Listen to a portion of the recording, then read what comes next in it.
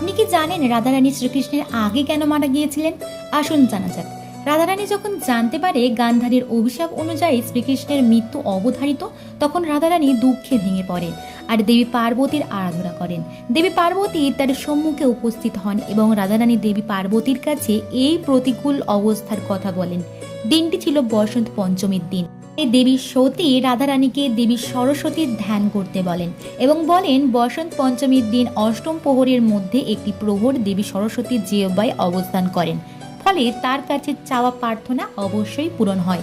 এই কথাটি শোনা মাত্রই রাধারানী দেবী সরস্বতীর আরাধনায় মত্ত হন।